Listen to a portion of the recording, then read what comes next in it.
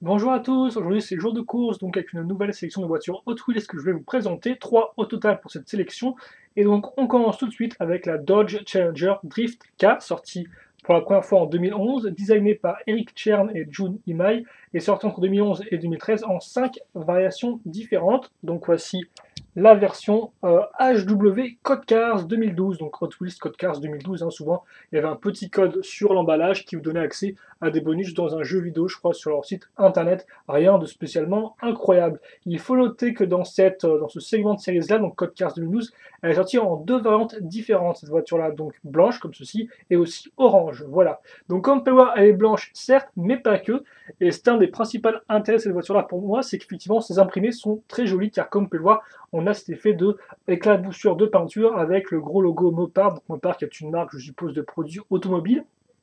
Sur le côté, donc vous noterez aussi le petit logo Dodge à ce niveau-là, donc je vais un peu tourner, donc ça fait comme si c'était tagué en fait, comme vous pouvez le voir, il y a une espèce d'effet un peu d'imperfectibilité, un peu comme si c'était de la poussière, donc on a vraiment cet aspect un peu tagué pour le Mopar, et donc des grosses taches de peinture, avec comme des pochoirs pour le logo M à l'arrière, avec une peinture orange, hein, le tout sur fond blanc, qui va rendre d'ailleurs assez bien, parce que forcément le blanc ça fait penser un peu à la fée blanche, donc un véritable vous avez une toile, quoi, en fait, une toile de peinture, et donc on a les imprimés, les marques qui sont peintes dessus, donc aussi bien sur le côté droit que sur le côté gauche, comme on peut le voir à ce niveau-là, et comme je l'ai dit, c'est différent. Regardez bien la grosse bande Dodge, elle n'y était pas avant. Voilà. On n'oubliera pas non plus l'avant, qui est très bien fait, avec le gros M en bleu, qui d'ailleurs va de pair avec les vitres qui sont couleur bleu transparente très foncée, comme vous pouvez le voir. Et donc franchement, ouais, ça c'est autant le véhicule en lui-même plutôt classique, hein, je veux dire c'est une Dodge Challenger, donc elle a ce côté un peu muscle car, bon là adapté visiblement pour les courses de drift, enfin courses de drift, mais mis à part ça, c'est effectivement une voiture qui reste assez classique. Elle a ce côté un peu voilà gros V8, gros moteur, même si bon c'est une connerie, mais voilà vous voyez l'idée. Donc gros moteur, grosse muscle car, et donc c'est vrai que voilà, mis à part ça, donc aileron à l'arrière, on peut voir les feux qui ne sont pas peints. Alors qu'à l'avant, par contre, ils sont faits grâce au plastique noir du dessous, qui rend plutôt bien. Et bien, mis à part ça, vraiment, l'avantage de ce véhicule-là, pour moi, c'est son imprimé qui est vraiment unique, en fait, qui est vraiment, je trouve, très joli, quoi, qui a du punch, qui a du peps, et donc qui rend bien. On note aussi la présence au niveau des roues, justement, la seule peinture qui est au niveau des roues qui sont complètes, qui sont pleines, c'est le cercle bleu métallisé. Voilà. Par contre, comme je dis, c'est toujours un peu dommage parce que la partie plastique à l'intérieur, comme on peut le voir, n'est pas parfaitement alignée avec la partie vitre. Donc ça fait qu'on a la partie plastique comme on peut voir au niveau de la portière qui est un peu mal centrée, quoi. Et un peu gentil.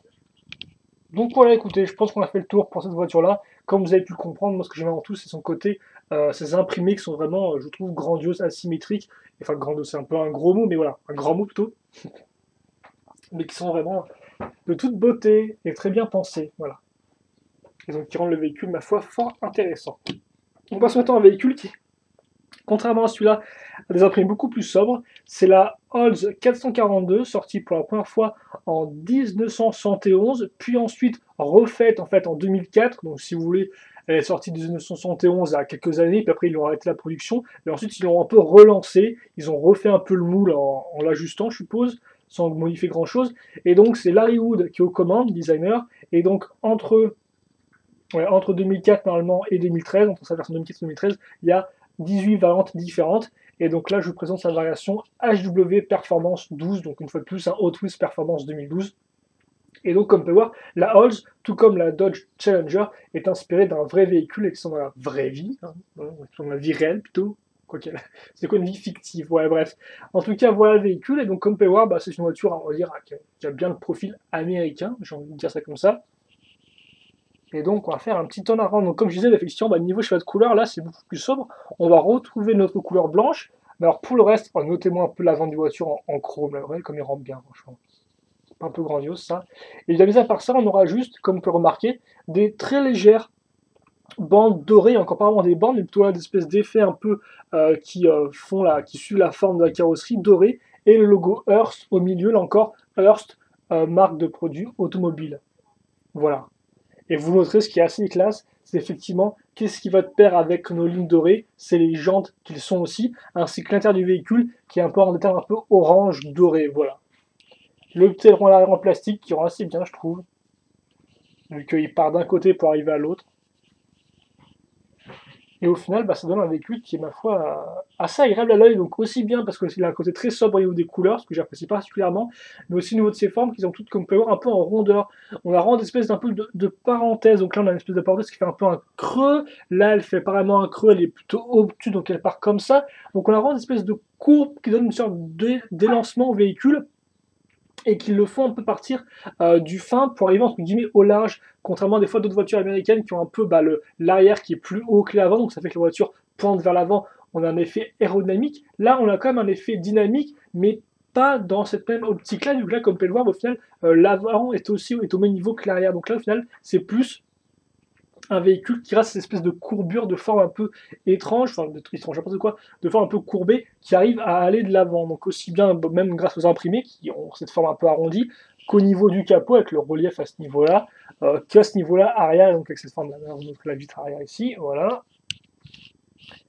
Et donc ça fait que la Olds 442, même si elle paye pas trop de mine, et bien moi, j'aime son aspect sobre, et je trouve qu'elle a ce côté dynamique. Donc au final, bah, entre guillemets, assez classieux, j'ai envie de dire, voilà. Elle a un gros logo, mais au milieu, on aime, on n'aime pas, mais voilà, au moins elle est simple, sobre, elle va l'essentiel, et donc c'est ça que j'aime bien avec ce véhicule-là. Voilà. Allez, on passe ensuite à la Mazda Furai, sortie en 2010, designée par Jun Imai, et entre 2010 et 2013, elle est sortie en 4 variantes différentes. Là, je vous présente sa version Faster Than Ever 2012, et donc là encore, elle existe en fait en 2 variantes différentes. La seconde est sortie avant tout des packs de 5, et c'était une différence de jantes. Donc franchement, voilà, variation vraiment anecdotique, mais je tenais à préciser parce qu'en plus, c'est même pas une variation qu'on peut trouver dans des paquets individuels, hein, c'est une variation qu'on trouve dans des packs de 5. Donc franchement, enfin des packs avec plusieurs voitures. Donc voilà. Donc la Mazda Furai, je pense que c'est une concept car pour Mazda, voilà. Concept car de Mazda donc. Et donc, quand on va la rendre, là encore, étrangement, on est avec du blanc, je n'ai pas noté, mais effectivement, petit point commun de ces 3 voitures au sein de cette sélection, toute une couleur blanche en tant que base. Et donc là, on est beaucoup plus dans du futuriste, ça change carrément de la Olds 442 de tout à l'heure. Et donc, comme on peut le voir, on peut déjà remarquer donc, les formes forcément qui rentrent à l'intérieur sur le côté, donc qui sont assez bien, on a vraiment un aspect un peu drapé. Mais aussi bien à l'avant, on retrouve ces formes drapées un peu à ce niveau-là qui font une forme de V, comme vous pouvez le voir, avec le petit logo Mazda à ce niveau-là. Ah, forcément, ces jantes toujours aussi incroyables, hein, elles sont vraiment jolies. On a un aileron à l'arrière qui tient sur juste un petit bout de plastique qui bouge dans tous les sens, bon ça on aime, on n'aime pas. Le truc là est quand même assez bien fait, cette espèce de forme un peu particulière, qui rappelle au final les formes que prend la voiture quand elle rentre à l'intérieur, là, à ce niveau-là, ou quand elle se baisse à ce niveau-là. On a l'impression d'avoir plusieurs bandes en fait, vraiment comme des plis d'un drap qui se croisent et qui s'entrecroisent. On notera qu'au-dessus, on retrouvera ces formes-là à ce niveau-là, et derrière des formes sur les côtés qui remontent un peu. Et puis, comme on peut voir, tout ce qui est intéressant, c'est le cockpit qui prend une place quand même non négligeable hein, à ce niveau-là, enfin la vue du cockpit, qui est une espèce de grosse bulle avec des textures un peu différentes ici, hein, comme vous pouvez voir, c'est partie chromée qui remonte à ce niveau-là. Et donc l'intérieur avec le volant qui est placé à ce niveau-là. Là. Et donc oui, après, une fois de plus, ça c'est classique. Hein. On va avoir quand même des formes qui vont remonter pour accueillir les roues, enfin les garde-boue, mais par contre, au centre, on aura quelque chose de très creusé au final, qui va donc creuser à ce niveau-là, donc avec une forme de V comme j'indiquais tout à l'heure. Je vous montre le bas qui est voilà, assez simple. Là. Et donc voilà, au final, c'est une voiture qui quand même, par rapport à d'autres modèles Hot Wheels, entre guillemets, qui reste sans doute assez classique. Hein. On l'a vu déjà des designs un peu dans ce genre-là, des designs un peu rentrants, avec des formes de V vers l'avant, ou avec des cockpits un peu comme ça en plastique qui sont assez grands. Donc au final, c'est vrai qu'effectivement, on n'est pas spécialement dépaysé. Voilà. Et donc tant qu'à faire, tant que j'y suis, je vous montre rapidement la version, le dessous de la Olds. Voilà. En chrome, le dessus. Et je ne sais pas si je l'ai fait pour celle-ci, donc je vais le faire aussi pour la Dodge Challenger. Voilà. Et comme ça, on est bon pour nos 3 voitures, et donc on va pouvoir finir la vidéo. Donc petit bilan, hein, comme d'habitude. Petit support. Et donc on a vu la Dodge Challenger Drift Car en premier, ensuite la Olds 442, et enfin la Mazda Furai, donc concept car. Donc au final, 3 voitures issues entre guillemets, de la vraie vie, à part pour un concept car qui là va mettre un peu plus de temps à sortir si elle sort un jour. Enfin, après, elle porte long de concept car de l'autre côté, donc tu me diras, hein, si on la voit pas, ce sera entre guillemets assez normal. Donc voilà, donc les trois voitures. Et donc au final, c'est vrai que bah, pour une fois, j'aime bien les trois parce qu'elles sont vraiment toutes les trois assez différentes. Après, la Mazda 3, comme j'ai dit, elle a quand même un goût. Après, quand on a beaucoup de voitures autoristes, qu'on est des fois un peu spectaculaire et hors du commun, c'est vrai qu'au final, bon, elle est sympathique, elle reste dynamique et tout. Pas de problème à ce niveau-là, comme on a à nouveau un cockpit qui va pas très très haut, qui rentre un peu dans la carrosserie. Mais c'est vrai qu'après, c'est assez classique. Mais donc ça fait qu'au final, bah, j'aime beaucoup ces deux voitures-là. Donc là, la Challenger, plus au final pour sa peinture que sa forme est sympathique, mais elle reste encore un peu plus assez commune, assez peu extraordinaire, assez peu originale. Mais l'imprimé, quant à lui, asymétrique, est vraiment bien, que c'est fait un peu de tagué, tache de peinture, le logo qui ressort en plus, le logo Mopar, je trouve, rend assez bien, hein. Pas que je sois un fan de la marque ou chose de la pub pour, de toute façon, je sais pas ce qu'ils produisent comme type de produit automobile, mais ils ont un logo qui est franchement, qui est très caractéristique et qui rend bien pour ce type un peu de graphique, voilà, enfin de graphisme plutôt enfin le type d'image. Et enfin, la Hold, ce que j'aime beaucoup pour son aspect beaucoup plus sobre et assez élégant. Voilà, je trouve qu'elle est assez élégante. C'est pas non plus la plus classieuse des voitures, mais elle a cet aspect un peu posé qui rend bien, en plus avec les couleurs, bah forcément, blanc et doré, ça donne un peu une certaine prestige, malgré le fait que ce soit une voiture américaine parmi tant d'autres, entre guillemets, parce qu'encore un peu plus, je ne connais pas voiture, ça se trouve, elle a vraiment impacté le marché, mais ça, je n'en sais rien. Donc à vous de faire vos petites recherches. Vos petites recherches, si vous êtes intéressés. Et c'est du coup à se quitter. Donc écoutez, si vous avez des commentaires, des questions, n'hésitez pas à les poser, j'y répondrai avec grand plaisir comme d'habitude. Pour le reste, vous trouverez donc dans la description de la vidéo des liens menant vers chaque voiture, donc soit sur Texas Diecast, soit sur le Hot Wheels Wikia.